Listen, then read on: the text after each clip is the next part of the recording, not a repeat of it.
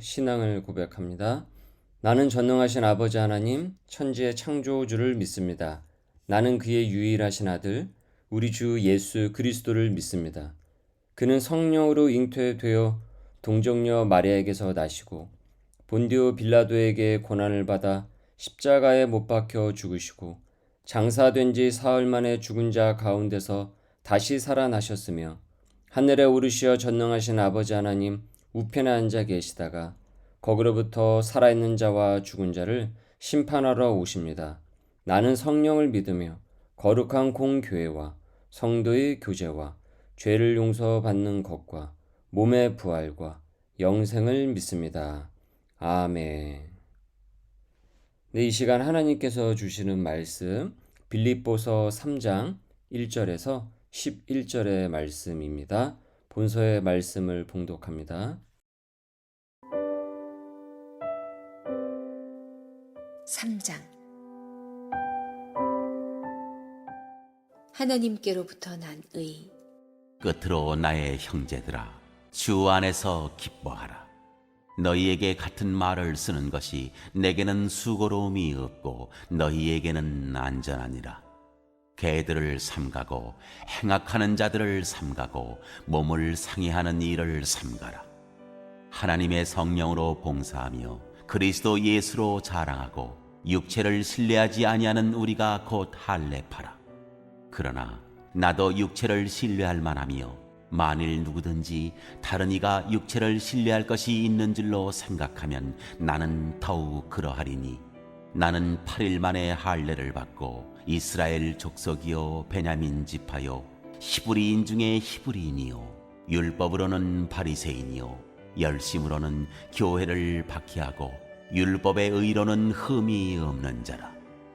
그러나 무엇이든지 내게 유익하던 것을 내가 그리스도를 위하여 다 해로 여길 뿐더러 또한 모든 것을 해로 여김은 내 주 그리스도 예수를 아는 지식이 가장 고상하기 때문이라.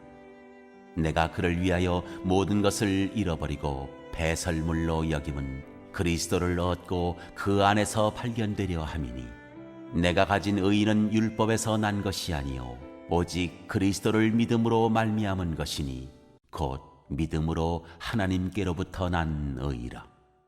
내가 그리스도와 그 부활의 권능과 그 고난의 참여함을 알고자 하여 그의 죽으심을 본받아 어떻게 해서든지 죽은 자 가운데서 부활에 이르려 하노니 내가 이미 얻었다 함도 아니요 온전히 이루었다 함도 아니라. 오직 내가 그리스도 예수께 잡힌 바 된 그것을 잡으려고 달려가노라. 빌립보서를 옥중 서신이라고 부르죠.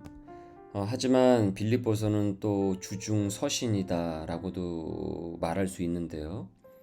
이는 주님 안에 있는 편지라는 뜻입니다. 옥에 바울이 갇혔으나 주 안에 있는 사람이었다라는 겁니다. 옥에 갇힌 상황이 그가 주 안에 있던 그의 마음까지는 거둬두지 못한 것이죠. 몸은 비록 갇혀 있어도 그의 마음은 주 안에 있었습니다. 옥문 밖에 있어도 죽지 못해 사는 사람이 있습니다. 바울은 옥문 안에서도 기쁨을 잃지 않고 소망을 품습니다.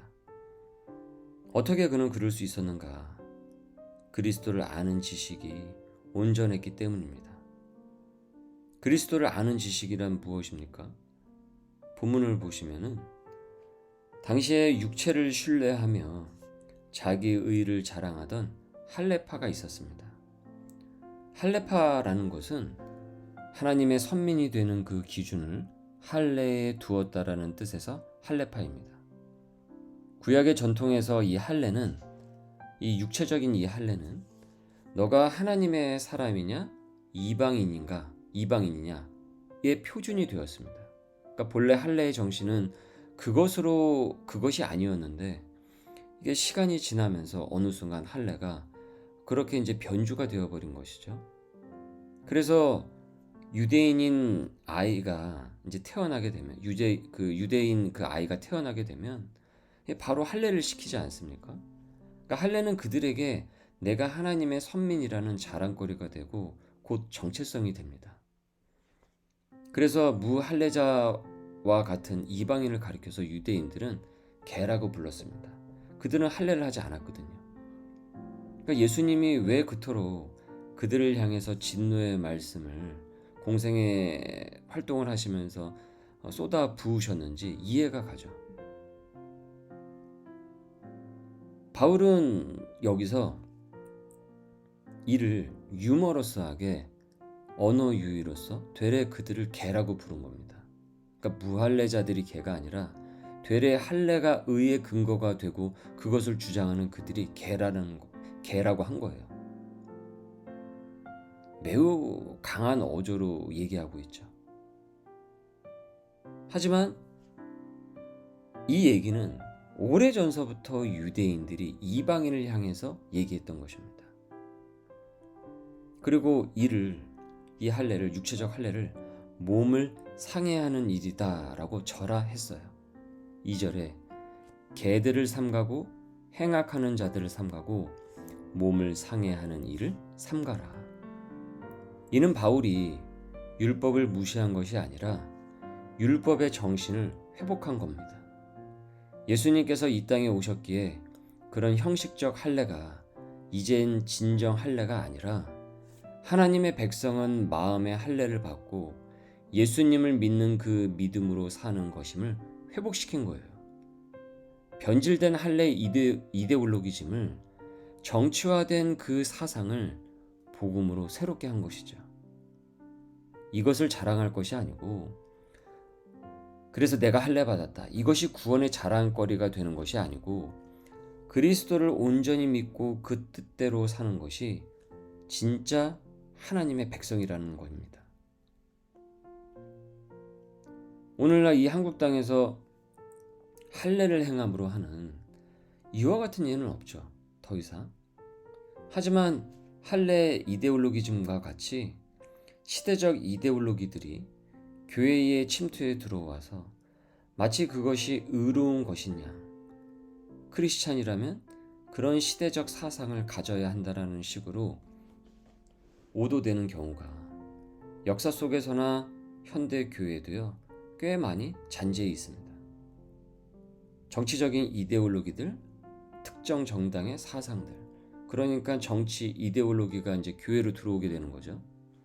그래서 한국 교회는 그것을 따라야 한다. 그래서 그런 운동들 같은 거, 또 유행하는 어떤 프로그램들, 신비적인 은사주의 운동들, 마치 그것을 해야 크리스찬다운 것이고 의로운 것이냐. 한때 땅밟기 운동이다, 또 금가루 사역이다 해서 이가 금리로 바뀌었다, 이런 게 많았어요.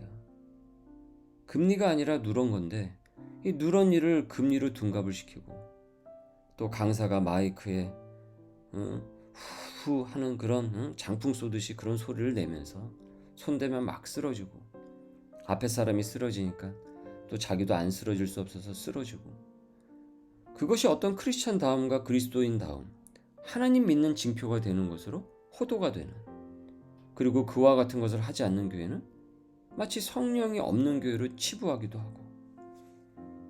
그러니까 이 같은 해악은 바울 시대나 지금의 시대나 이 모형들이 달라졌을 뿐이지 여러 변주의 과정을 거쳐서 각 나라 각 지역에 그 토착화되어서 나타나게 됩니다.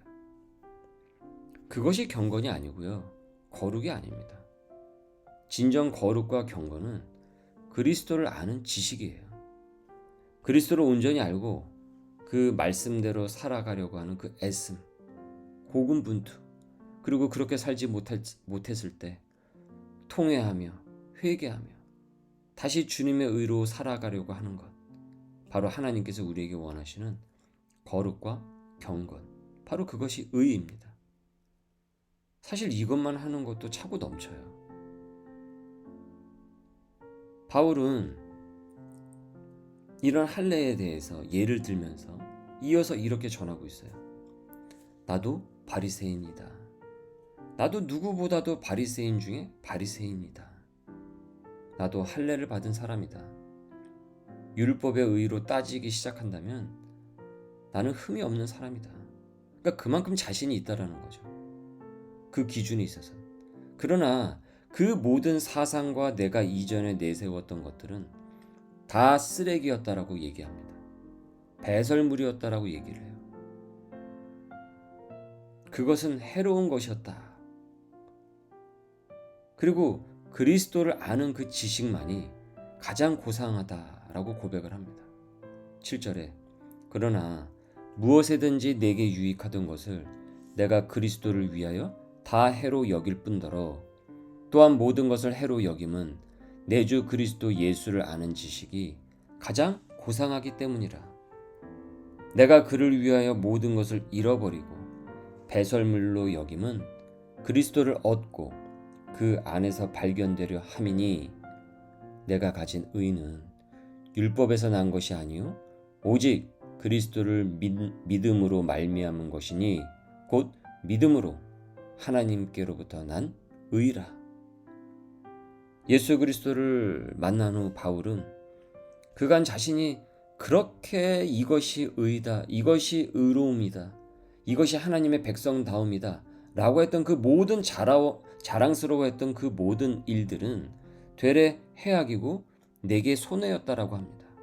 그 이유는 그리스도를 아는 지식을 몰랐기 때문에 자신은 그것이 모든 방금 얘기했던 이 모든 것들이 자기에게 가장 고상한 것이고 최고의 것이고 이것이 의로운 것인 줄 알았는데 그리스도를 아는 지식을 이제는 내가 소유하다 보니까 이것이 가장 뛰어나다고 이것이야말로 가장 최고의 것이다 라고 전하고 있어요. 바울은 예수 그리스도를 얻고 그분 안에서만 그래서 자신의 존재가 드러나기를 바랬습니다. 서두에 이 빌립보서가 주중 서신이기도 하다라고 말씀을 드렸던 이유가 바로 여기에 있어요. 의로움은 다른 것을 해서가 아니고 어떤 것을 거기에 더 덧붙여서가 아니고 오직 그리스도를 잘 믿는 그 믿음으로 얻는 것입니다. 돈이 없어도 학력이 부족해도 누군가에게 큰 인정을 받지 못해도 주목받는 인생이 아닐지라도 아픔과 슬픔이 있더라도 이 그리스도를 아는 지식을 온전히 그가 소유했다면 그는 지상 최고로 고상한 사람입니다. 최고의 은혜를 받은 축복의 사람입니다. 하나님이 주시는 은혜의 선물을 받았기 때문이죠. 그렇게 우리는 나도 바울처럼 나의 주중 서신을 써나가는 생활이 되어야 합니다. 여러분, 나의 주중 서신은 지금 어떻게 쓰여지고 있습니까? 내가 이 세상에서 가장 최고의 가치로 두고 있는 것은 무엇입니까? 나는 무엇 때문에 살고 무엇 때문에 죽습니까? 나는 무엇 때문에 괴로워하고 무엇 때문에 기뻐합니까? 우리에게 오늘 주신 이 그리스도를 아는 지식에 대한 이 간증을, 그 은혜를 내가 나눌 수 있습니까? 그 고백을 담대히 나눌 수 있다면 그는 매우 고상한 자입니다. 그리스도를 진정하는 소명인이기 때문이죠. 더불어 그 고백을 드린 자는 바울이 죽은 자 가운데서 부활을 언급하듯 장차 생명의 그 부활을 영원히 누리게 될 것입니다. 그리스도를 아는 그 지식이 영원한 생명의 부활로 이어지게 되죠. 그래서 하나님의 나라는 우리가 이 땅 가운데서 죽어서만 누리는 것이 아니고 이 땅 가운데서도 누릴 수 있는 것입니다. 미리 누리는 것이죠. 그렇게 바울은 옥에 갇힌 이 상황에서도 그리스도를 아는 그 은혜의 그 지식을 갖고 있었기에 그는 옥 안에서도 결코 옥으로만 느껴지지 않고 감옥으로 그의 심령을, 그의 마음을 짓누르지 않고 오히려 기쁨의 서신을 담담하게 이 한자 한자 꾹꾹 눌러서 이 빌립보서를 이 빌립보 교우들에게 보낼 수 있었던 것입니다. 오늘도 우리에게 주신 말씀을 기억하면서 우리를 오늘도 하나님의 뜻 가운데서 이끌어 주시는 하나님을 찬양하시고 그리스도를 진정 아는 소명인으로서 그 기쁨의 은혜를 누릴 수 있기를 주님의 이름으로 소망합니다. 기도하겠습니다. 주님, 주님을 아는 지식이 최고임을 믿고 이 세상 어떤 생각과 사상이 이를 앞서지 못하도록 우리의 생각과 마음을 붙들어 주옵소서. 그리하여 예수님을 아는 지식을 날마다 말씀을 통해 더하여 주시옵고 성령 충만하여 부활의 신앙으로서 그 능력을 체험하고 경험하는 소명의 백성들 되도록 이끌어 주옵소서. 수고하는 성도들의 삶의 자리 하나하나를 오늘도 돌보아 주시고 육신과 마음이 아픈 것을 치유해 주시고 죄를 낱낱이 고하여 죄사함의 은혜를 누리게 하시며 비전을 소명을 허락하여 주셔서 뜨거운 마음으로 주님을 섬기고 이 땅을 복음으로 섬기는 복 있는 사람 되게 하옵소서.